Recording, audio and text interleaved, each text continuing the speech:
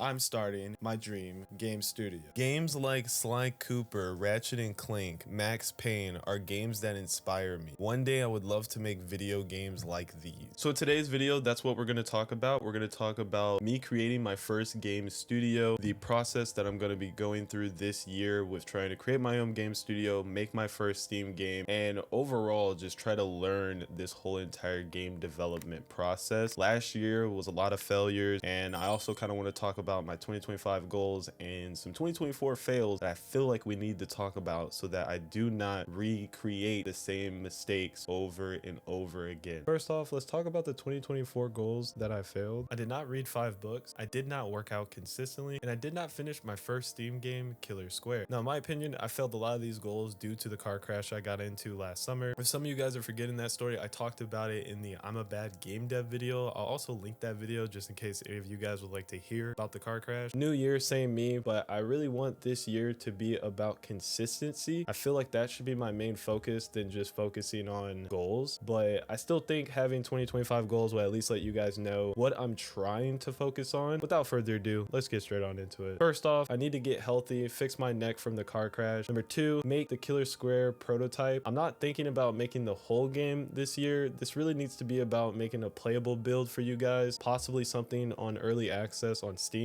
I still need to figure out the details. However, I'm still thinking about releasing the game this year. My main focus is just going to be on a prototype. So that's what I mean by playable build. First release a prototype and then focus on the full release of Killer Square. And then last but not least, a new career path into the gaming industry. Again, I wanted to say thanks for the kind words from the last video, I'm a Bad Game Dev. And I wanted to give a shout out to 2 people that commented something that really helped me when I was like making this video and just everything that's been going on with me trying to figure out this game dev stuff. If you want to have an opportunity to get shouted out in future videos, leave a comment down below. First off, Shark gave some good advice on finishing tiny games instead of focusing on big projects. He also talked about a mistake he deals with is comparing himself to others, and I'm gonna be honest, I do this often, and it made me like reflect while reading this comment that in the future I need to use others as inspiration and not compare myself to others, and not even just like compare my game to others. Use their game as inspiration and don't be like sad or down that other people are better at programming. We all understand things differently and at different times. So yeah, shout out to Shark. Thank you for that comment. It really did help. Next, we have Medlord, who gave an interesting perspective on getting a job within the gaming industry. He talked about other options to make your game, like working a part-time job, and I really wanted to showcase this comment because I wonder what you guys think. What do you guys think about getting a job in the gaming industry? What's your opinion about that? And just what's your opinion about maybe changing your situation, going from a full-time job to a part-time job so you can have more time for your dreams? It's something that I've really started to think a lot about. It sucks that the way how bills are, not everyone's situation, you can just leave a full-time job and go to a part-time job. Last year, with the whole car accident and everything happening, it really made me start to think about what do I want to do, and I feel like I've been down a lot lately. I feel like I need to really start doing some soul searching as far as trying to get to game development. I know that's what I want, and it's just holding me down that I can't get to that because I have to focus on other things that's not game dev, and I just feel stagnant. So I really need to try to figure that out. This comment has also made me think about my job in general. I work in IT. There are ways to get into the gaming industry. I just need to really start to look at my options and really try to figure out what I